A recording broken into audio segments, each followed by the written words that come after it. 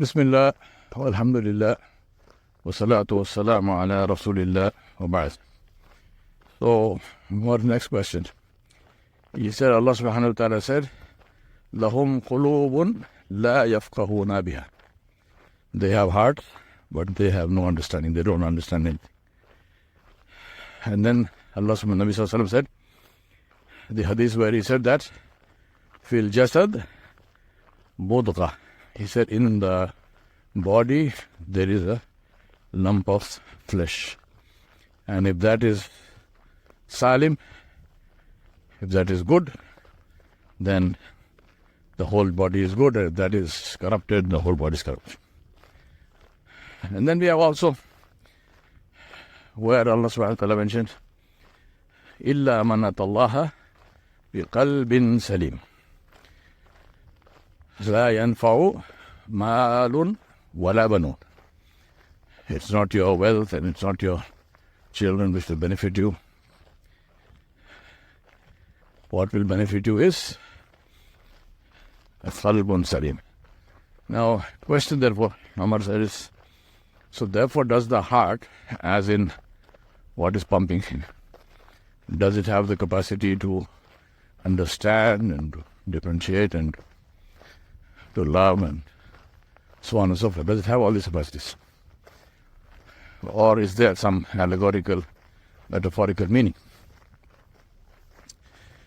My understanding of Allah Alam, and of course Allah subhanahu wa ta'ala knows best. My understanding is, first of all, today medical research tells us that the heart has neurons, that the heart does understand, that the heart does remember, there is memory in the heart, and so forth. So there is actually physical research. But we don't need that physical research. Alhamdulillah, this confirms what we know already. Now, on a side note, this is something very important to always keep in mind and to make sure that people understand, and before people that we understand, that whenever we talk about the creation of Allah subhanahu wa ta'ala, whatever it is, we don't use the creation to prove the truth about the kalam of Allah. We don't use the creation. We don't say, well, we have the Big Bang theory, and because of that we know that this ayat of Allah subhanahu wa ta'ala is true. No, it's the other way around. The ayat of Allah subhanahu wa ta'ala is true whether there is a Big Bang theory or not. Because very simple question, when the ayat was revealed, there was no Big Bang theory. So what is the ayat not true at that time? So what's the point of saying Big Bang theory? Big Bang theory is a theory. So tomorrow if the Big Bang theory for whatever reason is disproved, so what do we say to the Quran? The Quran is false. So don't fall into this trap. By all means, use the signs from the creations of the heavens and the earth. Allah subhanahu wa ta'ala said, Inna fi khalqi samawati wal ardi wa ikhtilafi al-layli wan nahari la-ayatin li ulil albab. But let us be true ulul albab who know as Muslims that the kalam of Allah subhanahu wa ta'ala is the final confirmer of what we see as our experience in life. The life experience and scientific research and whatever does not confirm the kalam of Allah. Allah's kalam confirms that. So having said that, we also have this research which has been published to say that the heart has neurons, the heart has memory, the heart feels and so on and so forth. So it's not just a mechanical muscle which is pumping blood. It's more than that, number one. Number two, however, is to understand that the word that is used in the Quran is qalb. Right? It's qalb. It is translated as the heart, but does it just mean the lump of muscle, the lump of flesh? The qalb, the concept of the qalb in Islam is a combination of intelligence and intellect, of emotions and intellect, not emotions and intellect. And this is true to human nature. This kind of differentiation that we have made, which you normally hear, things of the heart, things of the head, So we have separated, at least in Western thinking, and therefore all English-speaking people are prone to that. We separate these functions as if a human being is capable of living in compartments. So there is an intellectual part of the human being, and then there is a emotional part of the human being, and these two are unconnected, disconnected, and they can operate separately, discretely, differentially, without affecting each other. This is a completely false premise. So I would ask you to remove this from your minds. Now, to give you an experiential or an example of this stuff, to prove what I'm saying, imagine that you are a very highly qualified professor, dean, and president of a university. You have 3 PhDs in psychology and sociology and in mathematics, and you're one of the most intelligent human beings that ever lived on the face of the earth. Your IQ is 300 or something, and so forth, right? Now, you went to work, you're returning from work, and as you get close to your house, you find there is smoke, and you find there are flashing lights of fire tenders and police cars. And as you get close to your house, you turn down your street, you find the police have cordoned off a house, and people are standing there, and you realize it is your house. You say, "Oh my God, what happened?" And you find that your house is on fire. So you jump out of your car and you try to run to the house, and the policeman stops you and he says, "No, don't go inside there." He says, "This is my house."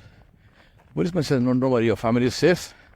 And here they are, and you find your wife and 2 children who are standing on the pavement. Of course, everyone is traumatized, everyone is very upset, but they are safe. But suddenly you hear a little voice screaming, "Daddy!" And you find that on the balcony of the house, upper floor, is your little 2-year-old who has seen you. And he is yelling for you, "Daddy, save me." Now, what would you do? What would you do? So usually when I ask this question, the immediate answer of people is, "I will rush in to save the child." I said, no, hold on. You didn't listen to the story. You have to take into account all the data I gave you. And the data I gave you began with the statement that you are the president of this university. You have 3 PhDs in psychology, in sociology, and mathematics. You are one of the most intelligent human beings ever created, and so on and so forth. So I don't think you will rush in there and try to save the child. Most likely in the process killing yourself and the child. You won't do that. You are an intelligent man. So I think what you will do is you will have a conversation with the child. And you will say to the child, "You know, my son, I'm really sorry, but this is the qadr of Allah. This is how much lifespan you came with. And we know lifespan is fixed. And alhamdulillah, believe me, the fire is big. You will probably get asphyxiated with the smoke before the fire gets to you, so you will be dead before. So you won't burn alive and so on. You won't feel the pain. And you will be, you will go to Allah free from sin. And inshallah, Allah will give you Jannah. And your mom and I, we can have another child. And I don't think it's really worth the risk of me killing myself. Yeah, I think you will have this conversation because after all, you have all this education, you're an intelligent person. Right? So what's the answer to that? You know the answer to that, I know the answer to that. You know what you would do, I know what I would do. Now, point therefore is that at the end of the day, what is it that makes the man take that action? Is it that so-called intelligence and whatnot, or is it the heart which is moving out of love for this child. And nothing can come in the way of the love of the child in the heart of his father. And there is nothing that the father will not do to try to save the child, no matter how slim the chances might be. So he will go in even when it seems like certain death. This is what Islam shows. Islam shows that the qalb is a combination of the intellect and the emotion. So the qalb is not a hypothetical, it's not a symbolic thing, it's not hypothetical, it's not allegorical. The qalb is real. Now you might say, well, if it's real, where can I pinch it and poke it, and where can I take it from and put it in my pocket? From the same place where you can take your intelligence, from the same place where you can take your love, and so forth. These are things which we give names to, but say, what is the relationship of intelligence to the brain? Is it again this thing which sits in your head? And if it was in the head of a sheep, it's a nice breakfast dish, in Hyderabad at least.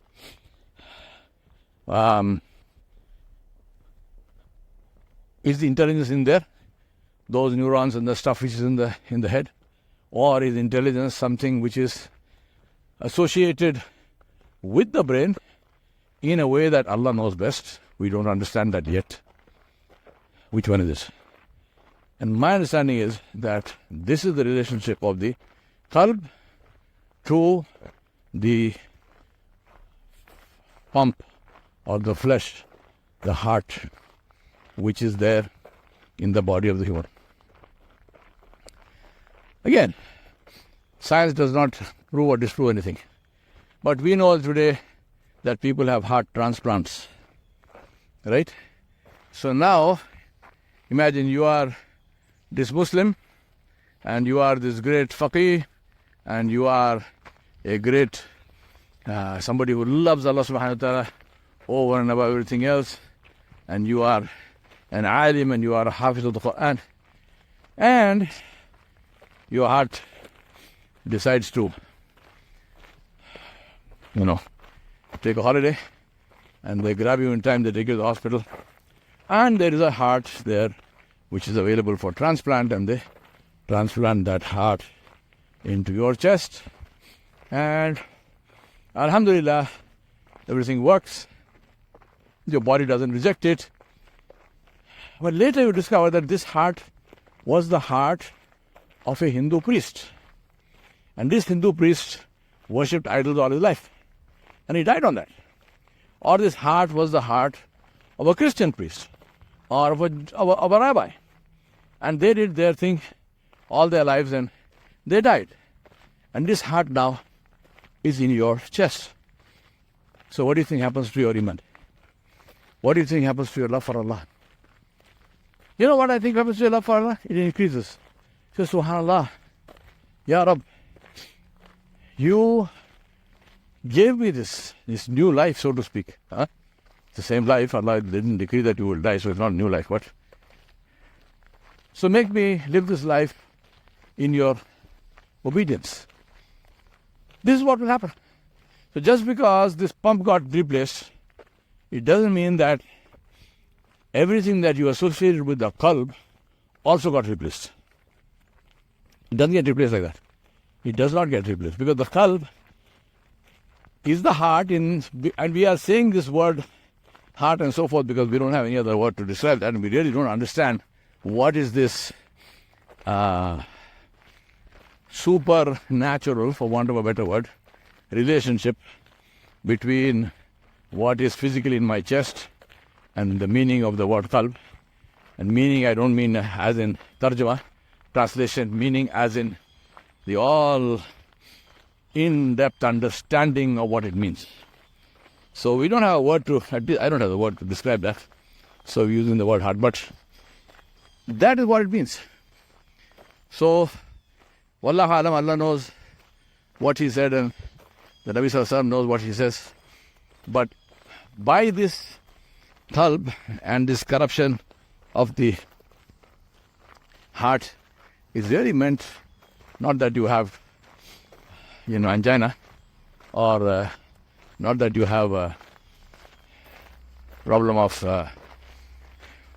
too much biryani in the arteries, but the fact that your connection somewhere with Allah subhanahu wa ta'ala is missing. That connection has got corrupted and the connection is getting interrupted. So that is what is the corruption in the heart.